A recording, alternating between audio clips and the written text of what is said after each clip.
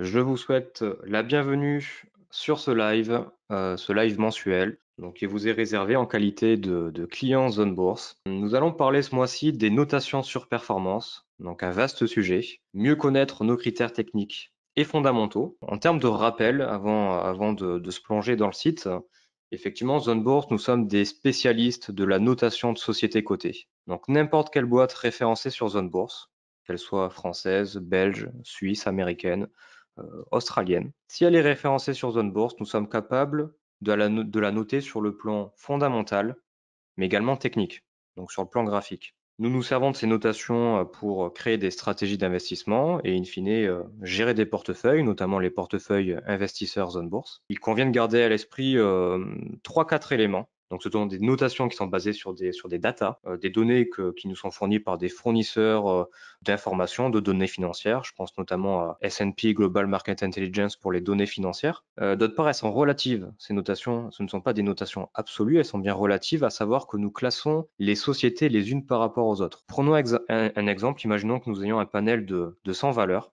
Donc en réalité, on a un panel beaucoup plus important, hein, constitué de plusieurs milliers de valeurs. Imaginons dans notre exemple que nous ayons 100 valeurs, 100 entreprises, et prenons une notation au hasard, notamment la notation PER par exemple, donc le ratio de valorisation cours sur bénéfice. Nous allons classer les PER, les 100 PER du plus faible au plus important. Et finalement, la société de ce panel de 100 valeurs qui aura le PER le plus faible aura la note maximale, à savoir 100. Et inversement, la valeur qui aura le PER le plus élevé aura la notation la plus mauvaise, à savoir 0. Donc ça rejoint le troisième point, à savoir que effectivement ce sont des notations relatives et elles sont bornées de 0 à 100. Chaque note sur Zone Bourse que vous pourrez lire est bornée, elle sera comprise entre 0 et 100, entre 0 et 10 comme vous voulez, mais elles sont bien bornées. Et enfin, dernier élément, ces notations sont mises à jour tous les jours. Elles sont mises à jour quotidiennement, toutes les nuits. Donc reprenons notre exemple avec ces 100 sociétés que nous classons par PER. Imaginons que la société A qui a le PER le plus faible, donc le PER le plus élevé, donc la note la plus mauvaise. Imaginons que vous êtes l'euro actionnaire de cette société qui, en une seule journée, voit son cours de bourse multiplié par 10, par 20, allez, soyons fous. Eh bien, le lendemain, la notation PER de cette valeur va véritablement diminuer, puisque son PER sera effectivement plus élevé. C'est normal que l'écran ne bouge pas, en fait, je suis toujours sur les slides, enfin sur le slide de départ. Nous allons basculer maintenant sur le site. C'était un petit rappel que je faisais sur les notations. Donc, elles sont basées sur des données financières, elles sont relatives, elles sont bornées de 0 à 100 et elles sont actualisées tous les jours. Donc maintenant, rentrons dans le cœur de la machine. Ce qui va nous intéresser, donc, ce sont les fiches valeurs avec un certain onglet en particulier, l'onglet notation. Donc, je vais prendre une grande société française, allez, LVMH, puisque c'est une société que nous avons en portefeuille. Voilà, je suis un petit peu chauvin. Donc là, je suis sur sa fiche valeur. L'onglet en question qui va nous intéresser aujourd'hui, c'est l'onglet notation que je surligne ici. Donc l'onglet notation qui reprend l'ensemble des notations fondamentales, techniques et synthétiques en une seule page, donc c'est du condensé. Dans un premier temps, je vous propose de faire un tour d'horizon des notations fondamentales. On verra ensuite, on se laisse de côté les notations synthétiques et on parlera également des notes techniques. Tout ça, donc c'est important de bien savoir ce qui se cache derrière ces notations, puisque vous avez deux applications concrètes de ces notations. La première, c'est d'apprécier rapidement les fondamentaux d'une société, en mettant en relief les points forts, mais également les points faibles, ne l'oublions pas. Donc on aura pas mal de choses à dire sur cette page-là. Et la deuxième application, c'est de pouvoir vous approprier ces notations pour construire des stratégies trading, d'investissement. Et donc là, on basculera par la suite sur le stock screener. Premier volet, les notations fondamentales. Les anciens qui nous suivent depuis de longues années savent que nous avons revisité, réactualisé les notations avec des volets les volets fondamentaux, valorisation, momentum, consensus, avec des notes qui sont un petit peu plus précises. Commençons par le volet fondamentaux. Donc, nous avons plusieurs notations. Nous avons la notation croissance-revenu et croissance-bénéfice qui était avant, qui n'était pas scindé, hein, qui constituait une seule note qui était la note croissance. Désormais, on va un petit peu plus loin. Donc, la note croissance revenu, alors, pour toutes les notations que je vais aborder aujourd'hui, vous allez voir, ce sont des notations très simples. Il n'y a aucune formule magique. On va droit au but chez ZoneBourse. On fait dans la simplicité. Et si vous souhaitez avoir la définition exacte de chaque critère, il vous suffit de passer la souris sur le dit critère et vous avez sa définition qui va apparaître à l'écran. Donc la notation croissance revenu, c'est tout simplement l'évolution du chiffre d'affaires de la société. Donc on va prendre les 3 exercices passés, les 3 exercices futurs, donc les estimations des trois futurs exercices. On va compiler l'évolution du chiffre d'affaires de la dite société. Et en fonction de ce taux de croissance annuel moyen, on va eh bien, estimer si la société est une société de croissance ou pas du tout. Donc, c'est complètement l'essence de cette notation croissance-revenu. Est-ce que le chiffre d'affaires de la société croît à un rythme régulier? Est-ce que c'est une société de croissance? Plus ce taux de variation de croissance est élevé, meilleure sera la notation croissance-revenu et inversement. Donc, vous voyez, rien de sorcier. Pour la notation croissance-bénéfice, c'est exactement pareil, sauf qu'on ne va pas se focaliser sur l'évolution du chiffre d'affaires, mais plutôt sur ce qu'il y a en bas du compte de résultat, à savoir le bénéfice net par action, donc le résultat net. Donc exactement de la même manière, on va prendre les 3 exercices passés et les trois prochains exercices, donc les 3 estimations que nous avons en base de données. On regarde l'évolution de ce bénéfice net par action donc sur les 6 exercices. Plus ce bénéfice net par action croît à un rythme régulier et un rythme important, meilleure sera la notation croissance-bénéfice et inversement. Donc encore une fois, des notations bornées entre 0 et 100. Donc passons aux prochaines notations qui étaient avant présentées sous une seule notation qui était la notation rentabilité. Mais voilà, il y a des subtilités que nous avons, ajoutées. Désormais, nous avons 2 notations distinctes. Donc le ratio EBITDA sur chiffre d'affaires, donc c'est la marge opérationnelle. Nous allons regarder l'évolution de cette marge opérationnelle, encore une fois, dans le passé, et on va regarder les guidances, donc ce que prévoient les bureaux d'analyse pour les 3 prochains exercices. Plus cette marge opérationnelle croît et demeure à un rythme, enfin à un niveau élevé, meilleure sera la notation et inversement. Et pour la notation profitabilité, eh bien, elle porte bien son nom. On va regarder l'évolution de la marge nette par le passé et son évolution à l'avenir en fonction des révisions, des estimations des bureaux d'analystes. Plus cette marge nette est élevée, meilleure sera la notation. Encore une fois, rien de sorcier. Dernière notation de ce volet fondamentaux, la situation financière. Donc là, on rejoint un petit peu la notation EBITDA et chiffre d'affaires puisqu'on va regarder 2 choses. On va regarder d'une part la capacité de la société à disposer de cash, à avoir du cash. Donc on va regarder son niveau de trésorerie ou son niveau d'endettement. Et on va regarder également eh bien, son niveau de marge opérationnelle, à savoir sa capacité à conserver du cash. Donc cette notation situation financière, si je devais la résumer brièvement, c'est la capacité de la société à avoir les reins solides, à savoir disposer du cash et conserver ce cash dans le temps. Donc voilà pour les 5 notations du volet fondamentaux. Ensuite, nous avons le volet valorisation. Ici, donc, on va s'intéresser uniquement aux multiples de valorisation, mais également au rendement. Donc avec la fameuse notation PER, donc on en parlait précédemment dans mon exemple avec le panel de 100 sociétés.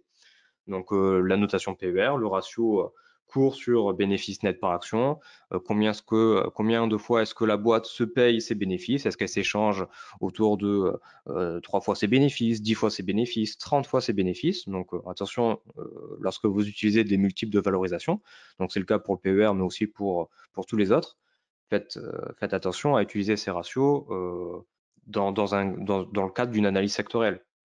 Un PER de 2 pour un PER de 2, ça ne veut rien dire. Il faut comparer ce PER avec le PER des concurrents, le PER sectoriel. Là, effectivement, ça peut vous donner une information. Donc, plus le PER est faible, meilleure sera la notation, puisque plus le PER est faible, plus la société est dite sous-valorisée, décotée par rapport à son bénéfice. Et donc, plus il est faible, meilleure sera la notation. Et inversement, plus le PER est élevé, plus mauvaise sera la notation en PER. Ensuite, on a le ratio valeur entreprise sur chiffre d'affaires. Donc, un autre multiple de valorisation. Donc, la valeur entreprise, je le rappelle, c'est tout simplement la capitalisation boursière, donc le nombre de titres en circulation multiplié par le dernier cours de la société, auquel on ajoute la dette ou bien on soustrait la trésorerie s'il y a de la trésorerie. C'est concrètement le prix d'une société si vous deviez l'acheter demain, à savoir que vous achetez sa capitalisation boursière, donc les actions en circulation, auquel vous ajoutez la dette s'il y a de la dette, puisque vous devez prendre en charge la dette, ou alors s'il y a de la trésorerie, effectivement, c'est décompté du prix d'achat. Donc on va mettre en perspective la valeur de l'entreprise par rapport à son chiffre d'affaires et effectivement, plus ce ratio est faible, plus la société sera dite décotée, bon marché. Et inversement, donc là on est exactement sur la même lecture que la notation PER. Plus ce ratio est faible, plus la société est dite attractive et inversement. Price to book, alors là ici ce sont donc le price to book et le price to free cash flow, ce sont deux notations que nous avons ajoutées, puisque nous avons la chance d'avoir une richesse voilà, une base de données qui s'enrichit d'année en année pour vous proposer le maximum de notations fondamentales et ainsi apprécier les fondamentaux d'une société en un coup d'œil. Donc le price to book ratio, c'est le rapport, donc je vais emprunter des raccourcis, c'est le rapport entre la valeur de marché de la société avec la valeur comptable des actifs nets, donc le book value, donc c'est pour ça, ça porte bien son nom, price to book, c'est market value sur book value. Donc la valeur comptable des actifs de la société, si je devais brièvement le résumer, c'est qu'est-ce qui resterait aux actionnaires si la société devait faire faillite? Comment est-ce qu'ils se répartiraient les actifs de la société? Donc encore une fois ici, si le ratio vaut 1, donc la valeur de marché équivaut à la valeur comptable des actifs de la société, donc il n'y a pas forcément de décote une mauvaise lecture de la valorisation. Inversement, si on a une valeur de marché qui est bien plus élevée que la valeur comptable des actifs de la société, eh bien, ça veut dire que la société effectivement est très bien valorisée, même un peu trop, alors que les investisseurs value, eux, veulent chercher des opportunités sur eh bien, des sociétés où la valeur comptable des actifs n'est pas pricée dans la valeur marché de la société, donc dans son cours, avec donc un price to book ratio qui serait bien inférieur à 1. Alors faites attention avec ce genre de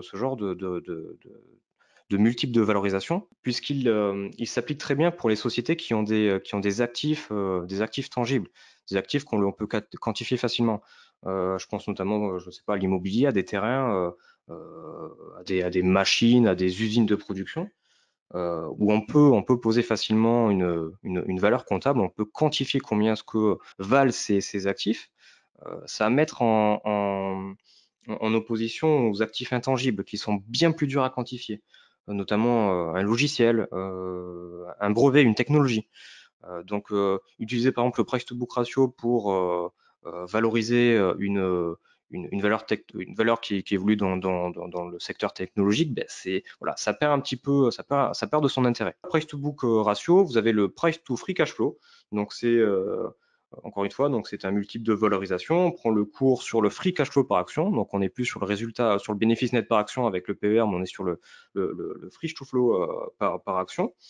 Donc ici, c'est un indicateur euh, clé de la performance d'une entreprise, puisque vu qu'on parle de free cash flow, on parle de la capacité de la société à être bénéficiaire, à générer de la valeur, puisque le free cash flow représente tout simplement le montant de la trésorerie générée ou consommée euh, grâce à l'activité de la société. Donc encore une fois, même lecture que pour les autres critères les autres notations valorisation. Plus ce ratio est faible, meilleure sera la notation. Plus la société est dite décotée par rapport à son free cash flow. Et inversement, plus le ratio sera élevé, plus mauvaise sera la notation. Et donc voilà, ça clôture les quatre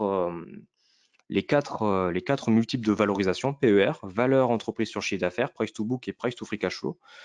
Le dernier critère de ce volet valorisation, c'est rendement. Alors, me demandez pas pourquoi on a rendement dans ce volet, je n'en sais rien. Rendement qui mesure tout simplement le montant du dividende par rapport au rapporté au cours. Donc, plus la société distribue un rendement important, meilleure sera la notation et inversement. Donc, autre volet, le volet momentum qui est certainement le plus intéressant à mes yeux. Le volet momentum qui mesure finalement l'évolution des estimations de chiffre d'affaires et de bénéfices nets par action fixées par les bureaux d'analystes sur les 12 derniers mois, sur les 4 derniers mois, voire sur les 7 derniers jours. Donc, je vais prendre un exemple avec révision chiffre d'affaires 12 mois. Et ce que je vais dire, on pourra le transposer pour les autres notations. Révision chiffre d'affaires 4 mois, révision chiffre d'affaires 7 jours, révision de bénéfices 12 mois, révision de bénéfices 4 mois. Donc, les révisions de chiffre d'affaires 12 mois tiennent compte des prévisions des bureaux d'analystes sur ce qu'ils pensent du chiffre d'affaires de la société pour 2022, 2023 et 2024. Et on va regarder comment est-ce que évoluent ces estimations sur les 12 derniers mois, donc en glissement annuel. Je vais prendre un exemple ici avec LVMH. Donc, vous voyez qu'elle a d'excellentes notations révision, hein. Elle a une note révision chiffre d'affaires 12 mois de 83 sur 100, donc ça reste une très bonne notation. Donc, pour comprendre ce qui se cache derrière, il convient d'aller sur l'onglet révision pour que vous puissiez effectivement un petit peu mieux comprendre comment est construit cette notation. Donc ici, ce que vous avez sous les yeux, c'est un graphique qui représente l'évolution des estimations de chiffre d'affaires des bureaux d'analyse qui couvrent LVMH pour 2022, 2023 et 2024 sur les 12 derniers mois. Donc on va même plus loin, puisqu'on va de janvier 2021 à avril 2022. Et on voit que ces estimations de chiffre d'affaires, que ce soit pour 2022, 2023 et 2024, eh bien, elles sont haussières. Concrètement, ça veut dire que les bureaux d'analyse qui suivent LVMH révisent progressivement à la hausse leurs estimations de chiffre d'affaires pour les 3 prochains exercices, 2022, 2023 et 2024. Et donc, vous pouvez suivre ces données au jour par jour sur les 15 derniers mois. C'est pour cela que LVMH a une excellente notation révision de chiffre d'affaires 12 mois, mais elle a également une excellente notation révision de chiffre d'affaires 4 mois, puisque sur les 4 derniers mois, de la même manière, les estimations de chiffre d'affaires ont été révisées à la hausse. Et on peut exactement avoir les mêmes conclusions pour le bénéfice net par action. Donc voilà, je reviens sur l'onglet notation. Donc voilà, c'est ce volet momentum avec d'excellentes notations sur les 4 et 12 derniers mois, sauf le chiffre d'affaires sur les 7 derniers jours qui a certainement soit été révisé légèrement à la baisse ou n'a pas évolué à la hausse. Volet consensus. Le volet consensus, donc ici on s'intéresse donc naturellement au consensus des bureaux d'analystes avec différentes données. Donc on a l'opinion des analystes, donc est-ce qu'ils sont globalement à l'achat, est-ce qu'ils sont globalement à alléger, est-ce qu'ils sont globalement neutres, est-ce qu'ils sont globalement vendeurs. Ici donc effectivement, plus le consensus est acheteur, meilleure sera la notation et inversement, donc rien de bien sorcier. La notation potentielle target price mesure l'écart de l'objectif de cours moyen fixé par les bureaux d'analystes avec le dernier cours de la société. Donc plus ce potentiel sera important, meilleure sera la notation. Donc par exemple, la LVMH a une assez bonne notation consensus. Là, si je vais sur l'onglet consensus pour aller un petit peu plus dans les détails, vous voyez que l'objectif de cours moyen des bureaux d'analystes est fixé à 805 euros. Donc aujourd'hui, LVMH cote 600 à 627 euros, soit un écart de potentiel target price moyen de l'ordre de 30%. Donc c'est pour cela que LVMH a une excellente notation potentiel target price. Et ce que je vous parlais précédemment là sur l'opinion moyenne des bureaux d'analystes, vous l'avez ici là dans l'évolution du consensus.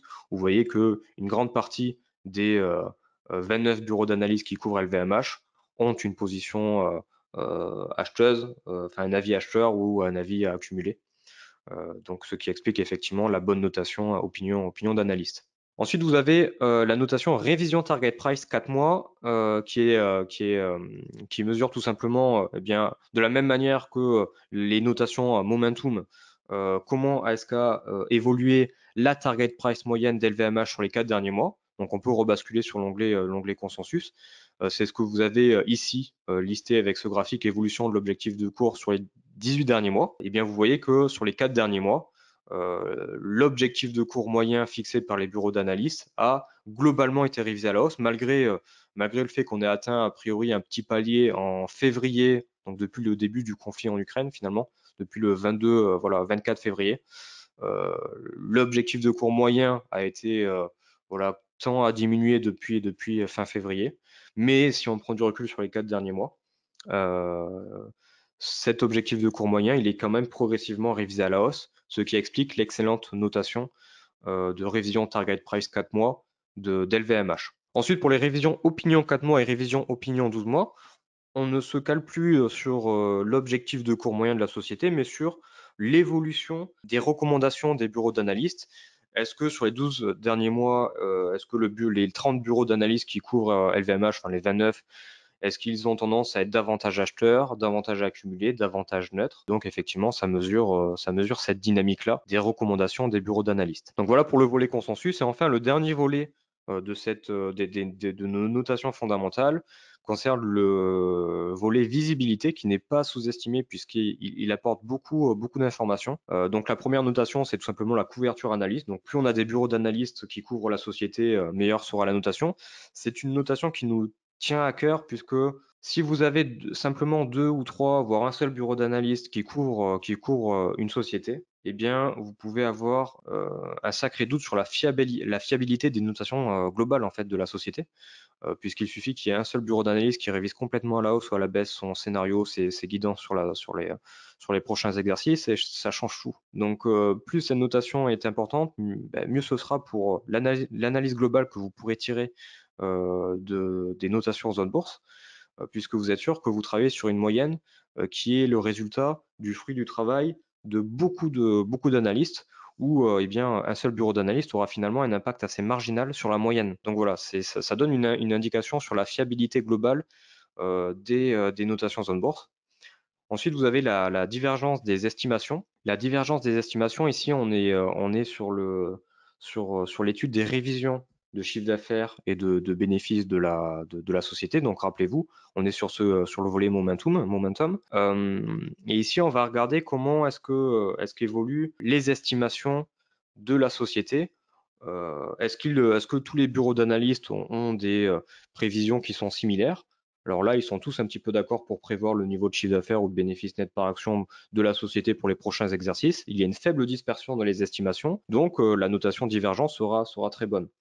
A contrario, lorsque vous avez beaucoup de dispersion, un grand écart type au sein des prévisions, donc avec des bureaux d'analyse qui sont très optimistes, d'autres qui sont très pessimistes, donc une grande dispersion en somme, eh bien ça génère quand même de l'incertitude, puisque cela veut dire in fine que le business de la société il est difficile à prévoir, puisque les bureaux d'analyse ne sont pas d'accord entre eux. Donc ça donne une indication effectivement sur la capacité des bureaux d'analystes à prévoir l'évolution du business de la société.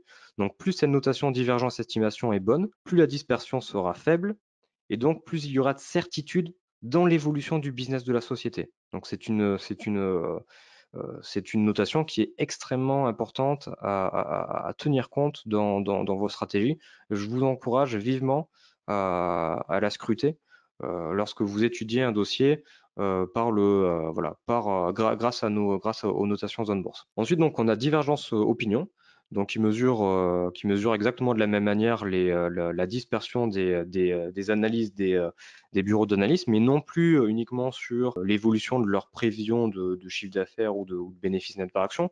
On est plus là sur leurs recommandations. Est-ce que le consensus il est éclaté, à savoir qu'on a beaucoup d'acheteurs, on a beaucoup de vendeurs, on a beaucoup de neutres, on a une grande dispersion dans les recommandations des bureaux d'analystes, ou est-ce que ce consensus il est plutôt homogène dans la mesure où on n'a que des acheteurs, où on n'a que des vendeurs? On peut avoir l'un ou l'autre, on peut avoir une notation divergence opinion très bonne avec que des vendeurs, puisque tous les bureaux d'analyse sont d'accord entre eux pour être vendeurs. Donc voilà, ça mesure ce phénomène-là sur les recommandations des bureaux d'analystes. De la même manière, divergence target price, on va regarder comment le calcul de la target price moyenne est calculé.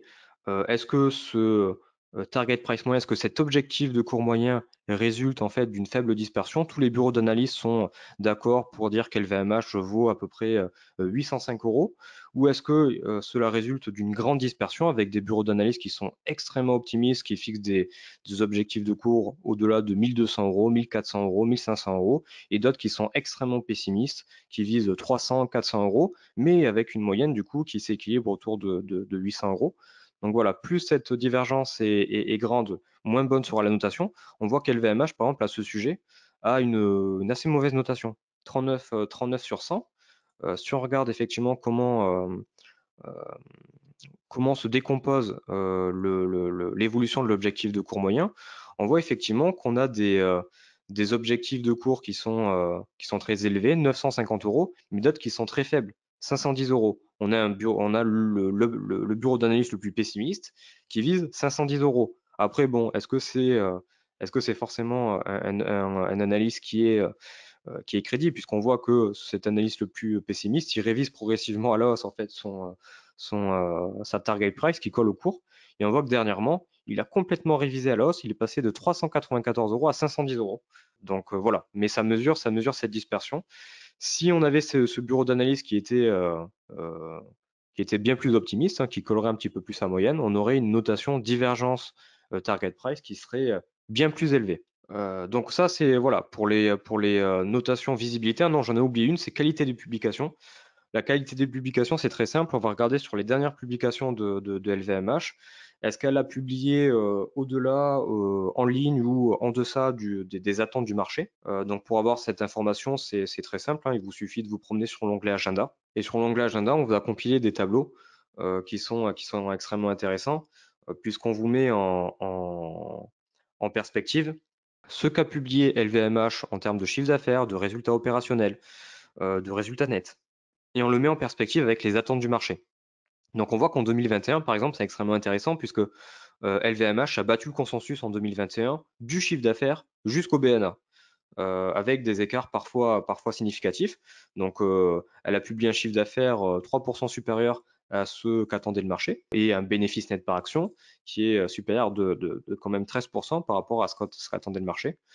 Donc plus la société a la capacité à battre les attentes du marché par le passé, meilleure sera la notation qualité de publication, bien que les performances passées ne préjugent pas des performances futures, hein. Ce n'est pas parce que LVMH a battu le consensus sur les dernières années qu'elle le fera nécessairement en 2022, mais ça vous donne quand même une information sur la qualité de publication de la société. Donc voilà, ça c'est pour le volet visibilité. Qui clôture finalement l'ensemble des notations fondamentales, puisque pour le reste, on a des notations ESG, mais elles ne sont pas le fruit de Zone Bourse, hein. Ce ne sont pas des notations sur performance dans la mesure où elles sont fournies par Refinitiv. Alors de la même manière, donc vous avez différents volets, le volet environnement, le volet social, le volet gouvernance.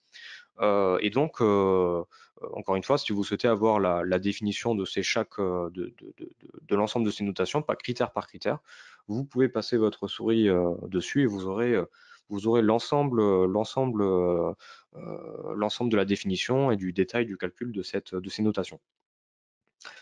Donc ça, c'est pour les notations fondamentales. Maintenant, je peux parler des notations synthétiques, puisque vous êtes mieux armés pour vous approprier nos notations fondamentales. Donc les notations synthétiques, ce sont tout simplement des moyennes pondérées de critères de long terme et de court terme, donc la note investissement. Exactement comme les autres notations, elle est bornée entre 0 et 100, où là, chaque étoile représente finalement 2 déciles, hein, 20%, puisqu'on a 5 étoiles.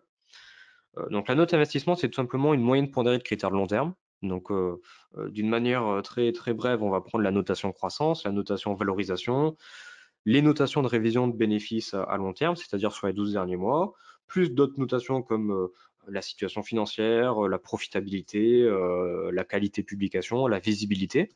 On prend l'ensemble de ces notations une par une, on en fait une moyenne, ça nous donne la notation investissement. À savoir que ça vous permet d'avoir en un seul coup d'œil un aperçu de la qualité des fondamentaux dans une optique d'investissement à long terme. Tout simplement. Pour la note trading, c'est exactement pareil, sauf qu'on va se baser sur des critères de court terme. On va prendre les révisions de bénéfices à court terme sur les 7 derniers jours, sur les 4 derniers mois. on va prendre le niveau de valorisation et la visibilité. On en fait une moyenne et ça nous donne la note trading, à savoir avoir un aperçu de la qualité des fondamentaux de la société. Est-ce qu'elle révise à la hausse, elle est pas chère et les analystes sont plutôt d'accord avec eux. Et ça nous donne encore une fois un aperçu de la qualité des fondamentaux de la société, mais cette fois-ci dans une approche court-termiste. Rien de plus simple. Donc ça, ce sont donc pour les notations synthétiques, les notations fondamentales. Je vais avancer un petit peu puisqu'il est déjà 12h30, je suis désolé, c'est vrai que c'est un sujet un petit peu vaste. Les notations techniques donc, que vous avez en dessous, je vais même aller sur l'onglet graphique. Si je vais sur l'onglet graphique, on a, je crois, un petit peu plus de notations. Voilà, la sous-graphique. Donc les notations techniques, donc c'est pour apprécier la configuration technique de la dite société avec des notations tendances. Donc tendance à court terme, moyen terme et long terme, donc pour 3, 6 et 9 mois. Tout simplement, on va regarder l'évolution des cours de la société sur les 3 derniers mois, sur les 6 derniers mois, sur les 9 derniers mois. Si cette orientation est latérale, la notation sera tendance sera neutre. Si elle est haussière, ce sera haussier et inversement. Si la tendance est baissière, eh bien elle sera baissière. On voit ici qu'LVMH est neutre à court terme, baissière à moyen terme et baissière à long terme. Alors, attendez, là je suis sur un ancien espace de travail. Je vais charger un espace par défaut. Voilà, charger. Donc on voit qu'effectivement, que sur les derniers mois, LVMH est plutôt mal orientée. C'est pour ça qu'elle est baissière à moyen et long terme et elle a rebondi à court terme sans faire non plus des intercelles, donc elle est neutre à court terme. Ensuite, on a les notations timing, timing court terme, timing moyen terme et timing long terme. C'est tout simplement l'écart du dernier cours de la société avec un support à court terme, moyen terme, long terme, donc toujours pour 3, 6, 9 mois. Plus cet écart est faible, meilleure sera la notation. Ensuite, la notation RSI, donc qui mesure les zones de surachat, survente. Plus le RSI est faible, meilleure sera la notation. Donc plus on est en état de survente, plus la notation RSI sera élevée et inversement. Les écarts Bollinger, ça mesure l'écartement des bandes pour celles et ceux qui utilisent les bandes de Bollinger. Plus les bandes sont resserrées, plus la notation sera bonne et inversement, plus les bandes sont élargies et plus la notation sera mauvaise. Et enfin, volume anormaux, donc comme son nom l'indique, on mesure les volumes, on met en perspective les volumes de la dernière séance avec les volumes moyens de la société. Donc plus les volumes de la dernière séance sont élevés par rapport à sa moyenne, plus la notation volume anormaux sera importante. Donc voilà, j'ai accéléré un petit peu là pour les notations techniques, c'est pour voir effectivement comment vous les appropriez.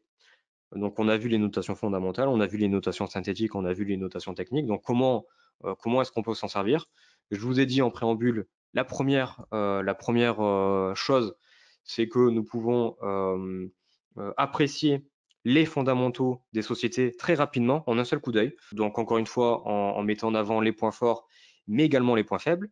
Donc pour faire un exemple avec LVMH, on voit qu'LVMH, c'est une société, bon, c'est pas la plus grande société de croissance, bien qu'elle n'ait pas non plus des notes catastrophiques, hein, des notes autour de 40 sur 100 en croissance revenu, croissance bénéfice. Bon, ce n'est pas une valeur de croissance, mais c'est pas non plus une valeur de décroissance. En revanche, c'est une valeur qui est très rentable, avec une très bonne situation financière. Au niveau de la valorisation, alors c'est clair et net que c'est son point faible, c'est une valeur qui se paye cher, au regard du PER, au regard du ratio valeur entreprise sur chiffre d'affaires, au regard du ratio price to book, au regard du ratio price to free cash flow, et enfin, elle délivre un rendement qui n'est pas le plus élevé de la cote, hein, 35 sur 100. Donc clairement, le volet valorisation, c'est son point faible. Ensuite, par contre, le volet momentum, consensus et visibilité, elle marque d'excellents points forts, à savoir que, on l'a vu tout à l'heure, les bureaux d'analyse qui couvrent LVMH, qui suivent LVMH, révisent progressivement, graduellement à la hausse, leurs estimations de bénéfices net par action et de chiffre d'affaires pour 2022, 2023, 2024. Donc, il y a un véritable côté momentum, action. LVMH se porte bien, on révise à la hausse les estimations de BNA de chiffre d'affaires. Le consensus est haussier, les bureaux d'analystes révisent à la hausse leur target price, bien qu'on ait vu ensemble que cet objectif de cours tendait à diminuer depuis le 24 février. Mais grosso modo, il est quand même révisé à la hausse. Le consensus est nettement acheteur. c'est une société qui est très bien couverte. On a des divergences des estimations qui sont plutôt faibles. En revanche, les divergences target price, on a vu qu'il y avait pas mal de dispersion avec des analystes très optimistes et surtout un analyste très pessimiste qui explique cette notation mauvaise. Et donc, vous avez tout cela. L'ensemble de la lecture de ces notations fondamentales, vous l'avez finalement posé à l'écrit dans une synthèse qui est réalisée automatiquement par nos algorithmes en fonction de l'évolution des notations fondamentales de LVMH. Et donc, on a une synthèse où on voit qu'effectivement, LVMH, c'est une société qui est extrêmement bien notée par nos systèmes. Plus de 70% des entreprises présentent un mix croissance, rentabilité, endettement et visibilité plus faible. Donc, elle fait partie des sociétés les mieux notées de la cote. On vous présente l'ensemble des points forts. Donc, on voit que effectivement le groupe dégage d'importantes marges et présente ainsi une rentabilité très forte. Donc, c'est lié à ces notations EBITDA sur chiffre d'affaires et profitabilité. On a une marge opérationnelle et une marge nette élevée. Pour s'en convaincre, il suffit d'aller sur l'onglet Finances, hein. On peut regarder effectivement les niveaux de marge. C'est propre au secteur du luxe, hein, avec des niveaux de marge qui se relèvent et qui tendent à augmenter avec des niveaux de marge d'exploitation à 26%, 27%, 27,47% pour 2023 et ainsi de suite. Donc on a des gros niveaux de marge. Les révisions de BNA ont été fortement revues à la hausse au cours des 4 derniers mois, donc on l'a vu ensemble sur l'onglet révision. Mais il y a des points faibles. Il y a des points faibles à ne pas négliger. Si vous achetez du LVMH, vous savez que vous achetez une société qui s'échange à des multiples de valorisation élevés. Voilà, c'est relevé dans les points faibles. La valeur d'entreprise rapportée au chiffre d'affaires de la société évolue à 4,38 fois le chiffre d'affaires de la société est relativement élevé. Alors ça, c'est relativement élevé. Ensuite, ça demande quand même de regarder l'évolution de ce ratio par rapport à son secteur, hein. Ne l'oubliez pas.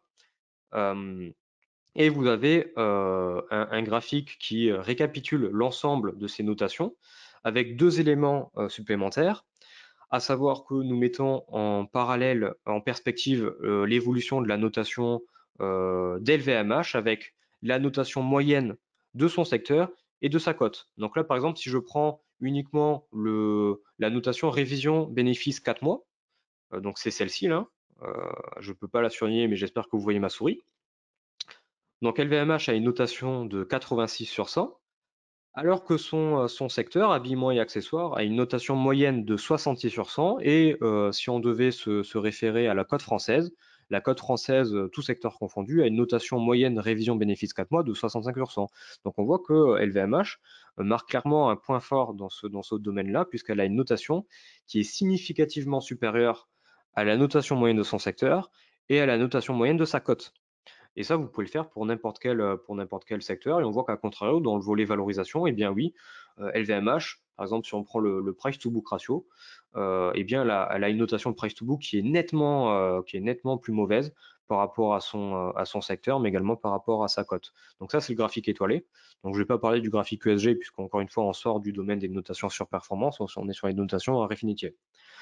Donc, première application concrète d'utiliser les notations sur performance, quand vous les connaissez bien, quand vous savez ce qui se cache derrière, c'est de pouvoir avoir d'un seul coup d'œil, très rapidement, un aperçu des points forts, des points faibles de la société, à mettre en perspective avec les données sectorielles et les données géographiques, hein, de la cote. Donc voilà pour la première application. Après, je vais répondre à toutes les questions. Je termine simplement ça et je réponds à toutes vos questions puisqu'il est déjà midi 40. Le deuxième volet, c'est de vous approprier les notations pour construire des stratégies d'investissement. Donc ça rejoint, on a beaucoup parlé ensemble du stock screener lors des précédents lives, mais voilà, tout est lié, hein, dans tous les cas.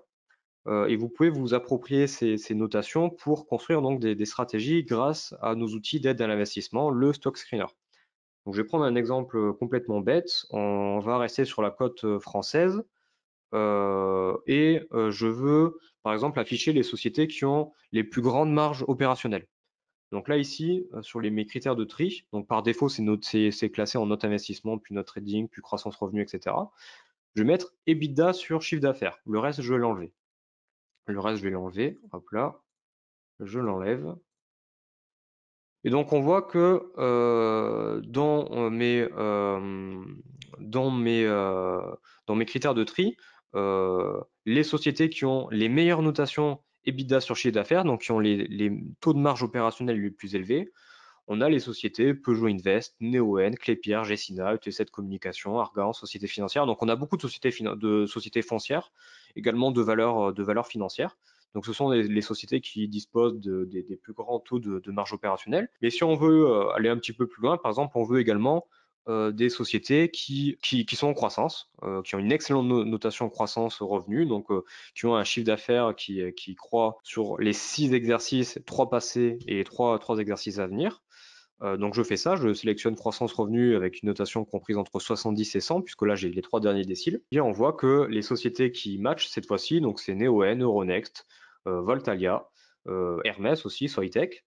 Donc voilà, et après vous pouvez aller plus loin, vous pouvez vous dire, ben moi je veux des sociétés, j'aime bien moi les révisions de BNA, je veux du momentum, je veux que sur les 4 derniers mois, les bureaux d'analystes aient révisé à la hausse leurs estimations de BNA. Donc voilà, vous pouvez les ajouter. Là, on voit qu'on a Aéroport de Paris, ça c'est drôle, hein, il y a des dossiers comme ça qu'on n'aurait pas espéré ressortir de nos screeners, mais Aéroport de Paris qui a une excellente marge opérationnelle, les sociétés, les bureaux d'analyse qui suivent Aéroport de Paris ont révisé à la hausse leurs estimations de BNA sur les 4 derniers mois. Et si vous voulez un filtre technique, puisque j'en ai pas beaucoup parlé, par exemple, on veut une action qui se paye également sur support, ou qui évolue non loin d'un support de long terme. Donc je vais sélectionner la notation timing long terme. Donc là, on voit que les 2 sociétés qui matchent le mieux les 3 critères, ce serait Hermès, qui évolue, donc qui a à la fois d'excellentes marges opérationnelles, qui a une notation révision de BNA 4 mois qui n'est pas mauvaise, hein, 57 sur 100. Bon, c'est pas la meilleure, mais elle est pas si mauvaise. Et elle évolue non loin d'un support à long terme. On a également Interparfum qui a 3 notations correctes, hein, en termes de marge opérationnelle, révision de BNA sur les 4 derniers mois et timing long terme. Enfin voilà, je pense que vous voyez un petit peu comment vous servir de ces outils-là pour mettre à profit les notations zone bourse dans le cadre de la gestion de vos portefeuilles, d'une part en ayant une appréciation rapide des fondamentaux des sociétés et d'autre part en vous les appropriant grâce au stock screener. Donc voilà, je vais m'arrêter là pour le replay. Merci à tous.